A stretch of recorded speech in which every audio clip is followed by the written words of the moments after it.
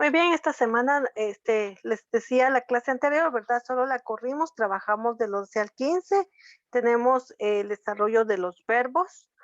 Acá hay algunas lecciones distintas, ¿verdad? Que nos pueden servir como material de apoyo.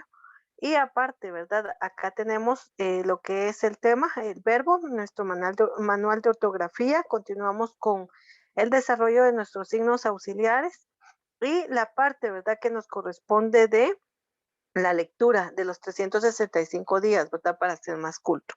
Por el momento, pues vamos a dar inicio con lo que es el material establecido al verbo.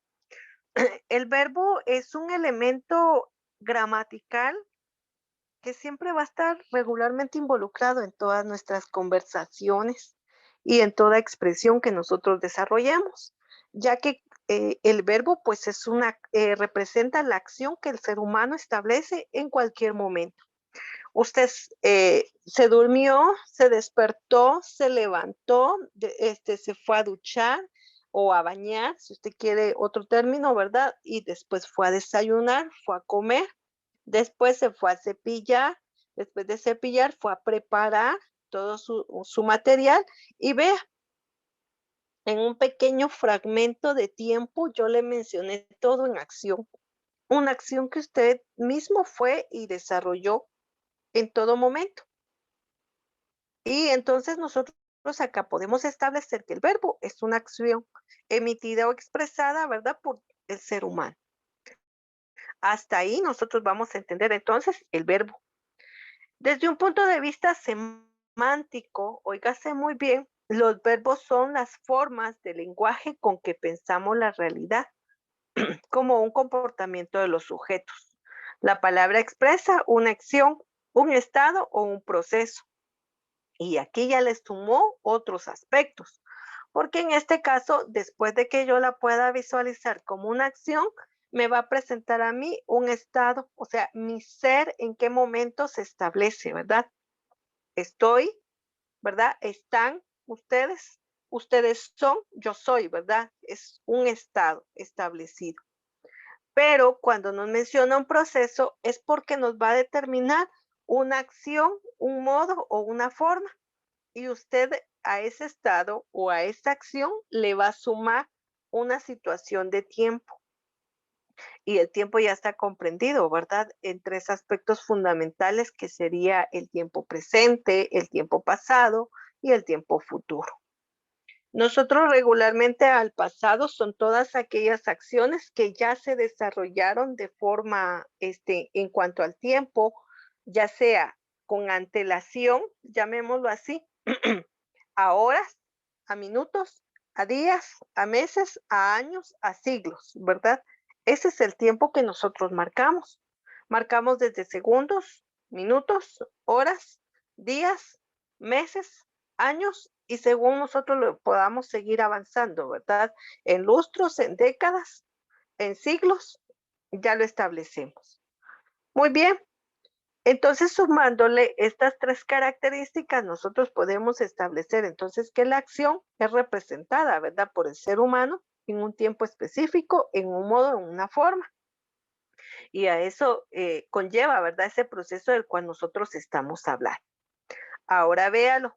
Dice que desde un punto de vista morfológico, es decir, desde una composición estructurada, escrita y expresiva, vamos a tener que el sintagma integrado por un morfema va a ser su base. En este caso, vamos a establecer, por ejemplo, que va a contener una raíz, es decir, una información léxica o un lexema como tal, y un morfema flexivo. Ahora bien, la raíz va a ser aquella base fundamental de la palabra que me establezca a mí una acción, un verbo. Y un morfema flexivo que contiene información gramatical como una desinencia, que sería nuevamente los elementos de este proceso que yo mencionaba con antelación. Decía un modo, un tiempo, un número y una persona. Y en su momento, vean, le estamos agregando hasta otro elemento, ¿verdad? Un número, porque usted sabe, ¿verdad? Que el número me representa a mí, si es una persona individual, le llamamos singular, y si son varias personas, pues nosotros le vamos a llamar plural. Entonces ya estamos estableciendo hasta un número.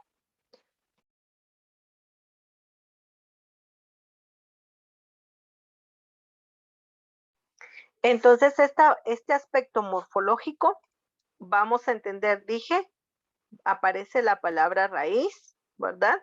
Como tal, el elemento fundamental. Tenemos un morfema flexivo, y es que cuando nosotros dijimos en algún momento en el idioma español que tiene una flexibilidad, es porque va a ir cambiando. Y cuando nosotros, por ejemplo, establecemos la conjugación de un verbo, nosotros le vamos a ir cambiando a una desinencia, a un modo, a un tiempo, a un número y a una persona. Y ahí es como nosotros establecemos entonces la construcción morfológica que compete a un verbo como tal. Por favor, me indican si vamos comprendiendo el término de verbo.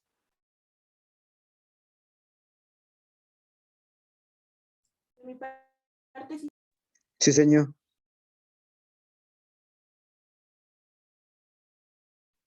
Muchas gracias, Meigli. Gracias, Carlos, por responder. Continúo. Un tercer punto de vista dice que es un elemento sintáctico. La palabra puede funcionar como núcleo de una oración. En este caso, nosotros vamos a recordar el elemento sintáctico que tiene, por ejemplo, una oración. Está estructurada por un sujeto y por un predicado. El sujeto es la persona de quien hablamos dentro de la oración y el predicado es lo que se dice del sujeto como tal. Nosotros sabemos que el núcleo del sujeto va a ser la persona a quien se señala, en este caso, ¿verdad? Dentro de la oración.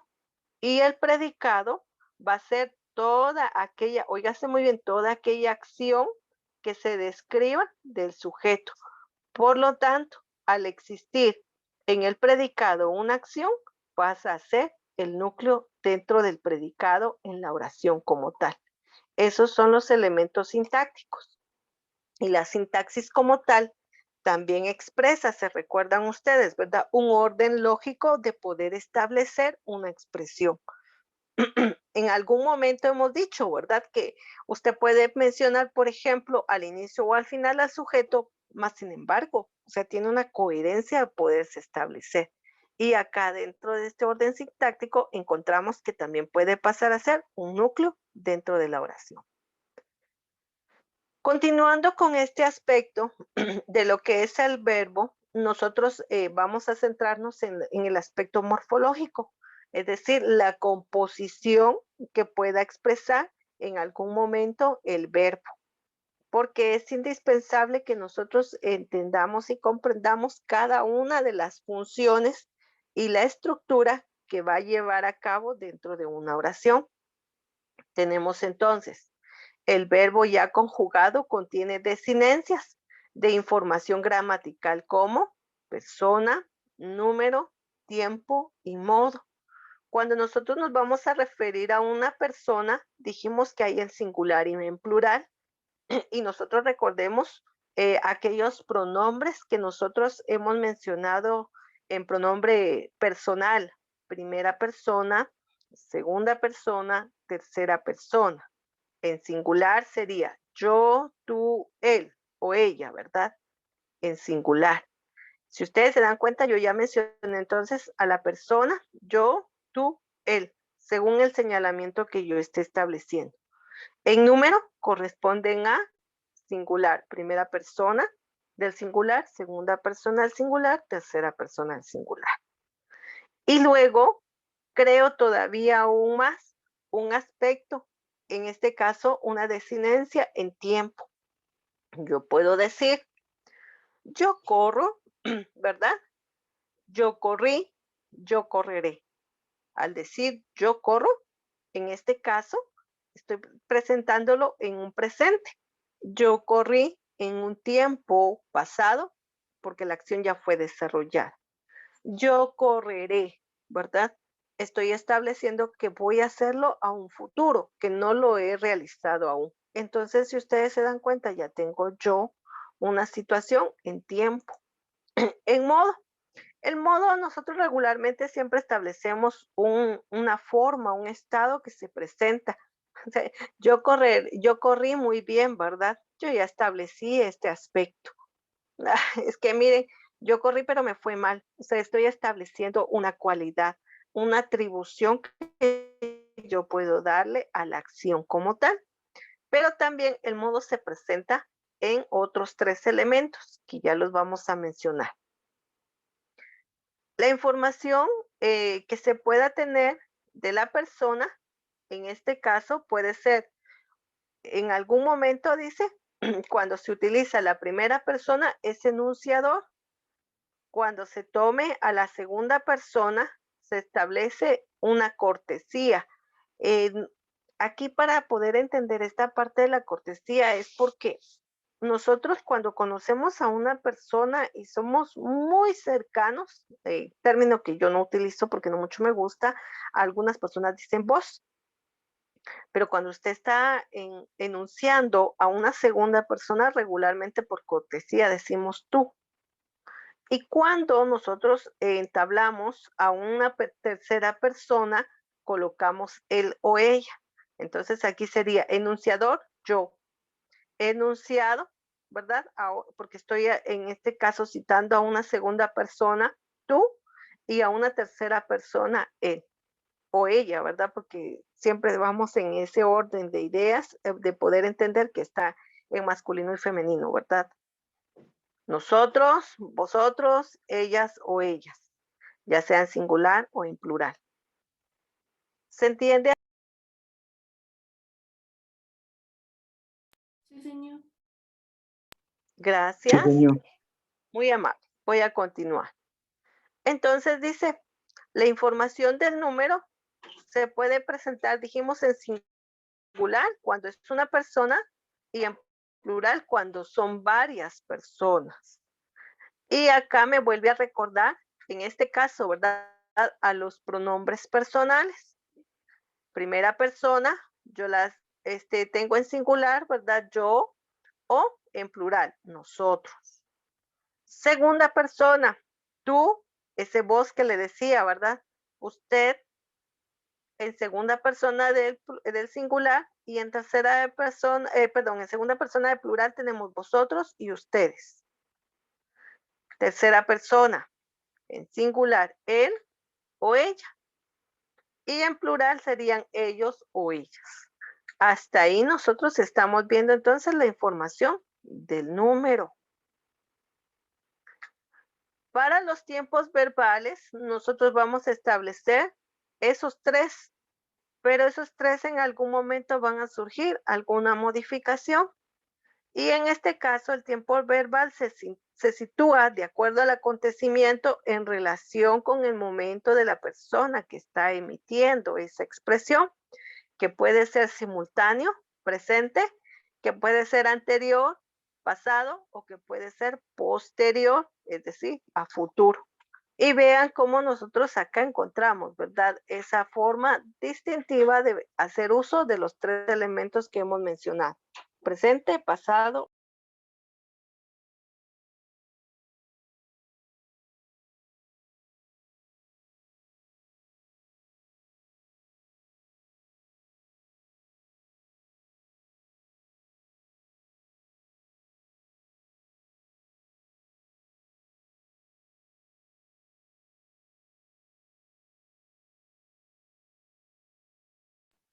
Y tenemos acá, entonces dice, tiempos dicleicos, perdón, dícticos se sitúan el acontecimiento de forma directa con respecto al momento en que se habla. ¿Cómo dijimos entonces que se llama ese tiempo? Presente. Tiempos anafóricos necesitan un punto de referencia. El evento se sitúa primero con respecto a él y luego ese punto de referencia es el que se vincula al momento en que se establece. Y en este caso, óigase muy bien, esta parte de este elemento anafórico en algún momento pareciera contradictorio, porque a veces hablamos en pasado, algo que todavía no se ha realizado, o hablamos a futuro algo que nosotros ya establecimos. Por eso es que presenta, ¿verdad? Estos elementos.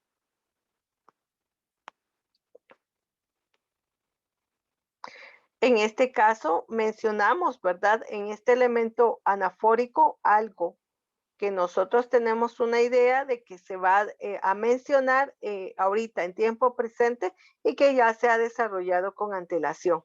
Por eso esa parte anafórica. El modo verbal. Y acá viene esos tres aspectos que yo les mencionaba al inicio. Tenemos que dentro de este tiempo verbal se presenta un modo indicativo, un modo subjuntivo y un modo imperativo. Y en algún momento la composición que pueda tener el mismo, indicativo y subjuntivo, imperativo. Muy bien, ¿a qué se refiere cada uno de ellos? Nosotros vamos a hablar de un modo indicativo, su nombre lo dice.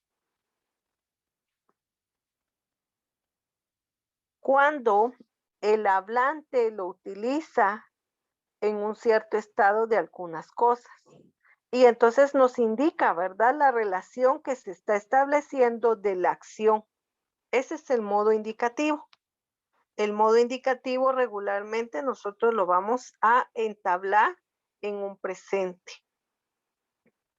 Ahí es como nosotros vamos a poder hacer relación a a este modo que nosotros estamos presentando. Luego tenemos un modo subjuntivo. El modo subjuntivo dice que es el contenido enunciado que aparece en un contexto de la posibilidad o de la realidad. Cuando nosotros hablamos de una posibilidad, se establece una probabilidad, es decir, que yo no estoy diciendo que ya ha sido realizado, sino que puede ser un deseo, ¿verdad? Mientras que el indicativo es una acción real. Para el modo imperativo se utiliza para expresar una orden, un pedido, un ruego, un mandato, una advertencia en algún momento, porque nosotros vamos a establecer, ¿verdad? Alguna situación como tal. Por ejemplo, en el modo indicativo, ¿verdad? Yo puedo establecer un hecho real, una información, algo expresado tal cual. Estamos en clase. ¿Será que eso me está indicando a mí que saber si es cierto o que tal vez va a pasar? No, o sea, estoy indicando en este momento, ¿verdad? Que es algo que se está desarrollando. Mientras que en el modo subjuntivo puede expresar una idea. Tal vez mañana estemos en clase. Deseo en algún momento seguir en clase, ¿verdad? Entonces hay alguna probabilidad. Entonces la acción queda, ¿verdad? En ese elemento de deseo, de duda, de probabilidad. Y en el imperativo como tal es una orden, ¿verdad? Todos, por favor, tomen nota y escriban lo siguiente. ¿Qué estoy diciendo? O sea, estoy dando una indicación que usted debe de realizar. En ningún momento le dije, si desea tomar nota, ¿verdad? No, tiene que estar. Escriba a continuación lo siguiente. No le estoy preguntando si usted desea, sino estoy dando una orden, un mandato, ¿verdad? Lo estoy exhortando a realizar algo como tal. Y esos son los tres tiempos que presenta, en este caso, la acción o el verbo como tal. El modo indicativo y el subjuntivo se organizan en una serie de tiempos que pueden estar en dos, que son simples y compuestos, formados por una sola palabra, los simples, y compuestos, ¿verdad? Un verbo haber conjugado en un tiempo simple o participio. Y nosotros ya ahí podemos encontrar entonces que estos simples y compuestos se establecen para el indicativo y para el subjuntivo. A diferencia de lo que es el imperativo, pues no distingue tiempos verbales como tal. Eso es una distinción que se tiene del mismo.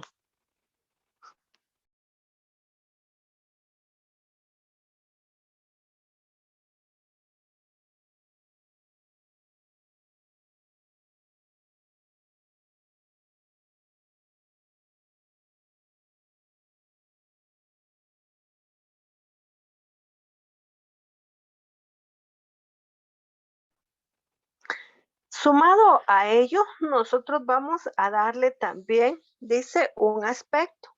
Y este aspecto hace referencia a la organización temporal interna que nosotros podemos presentar, ¿verdad? Al mismo, en su integridad o enfocado en un solo momento de desarrollo.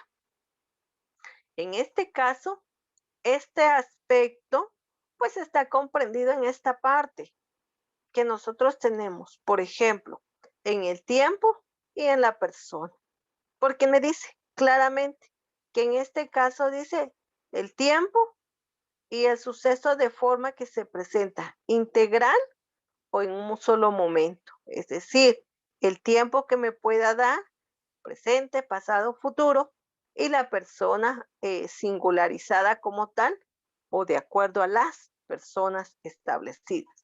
En español, el aspecto gramatical comprende básicamente la oposición de perfecto simple y el y el imperfecto. Son dos formas personales también que puede expresar un valor aceptual. En este caso, el aspecto vamos a tomarlo en cuenta nosotros de acuerdo, les decía, a la forma correcta que podamos establecerlo o al complemento que nosotros podamos sumarle. Vamos a ver ahora, los tiempos regularmente siempre se van a presentar, los verbos van a ser presentados en infinitivo, en gerundio o participio. Nosotros cada vez que nos presentan una acción, regularmente la reconocemos más en infinitivo. Y toda acción terminada en ar, ir, nos representa a nosotros esa forma de infinitivo que se pueda presentar. Escribir, recoger, oír, describir, bailar, degustar, cantar, saltar, barrer, correr, nadar, ya nosotros nos está dando esta presentación de su terminación en ar, ir, y cuando nosotros encontremos esas terminaciones en una acción, es porque nos las están presentando en forma infinitiva. Le gusta bailar, ¿verdad?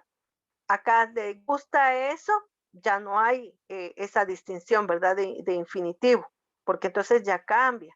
En este caso, gusta, ya no estamos diciendo gustar, ¿verdad? Entonces ahí podemos establecer esas diferencias como tal.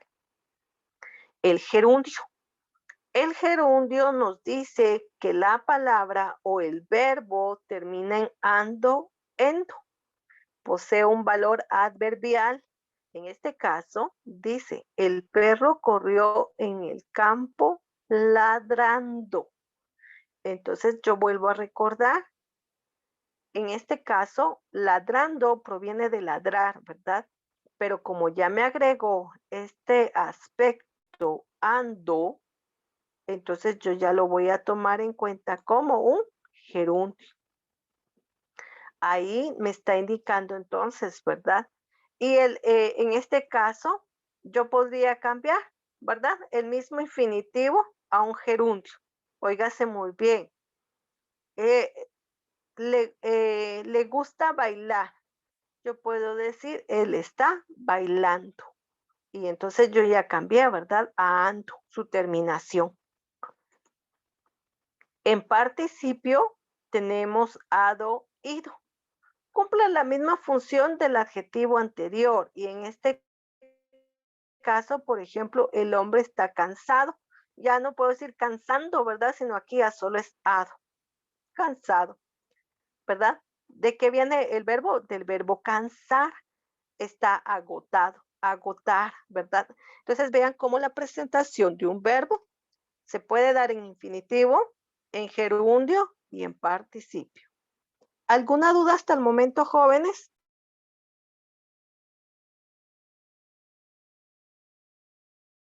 No, señor. No, señor. Muy bien, muchas gracias por responder. Y me voy a quedar en esta parte.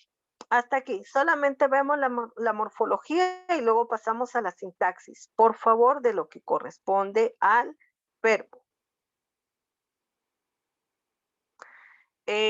Ahorita abarqué de la página 1 a la página 14. Por favor, de la 1 a la 14. Y de la página 15 en adelante la vamos a trabajar la siguiente semana porque ya nos vamos a concentrar en hacer ejercicios de los mismos. Por favor.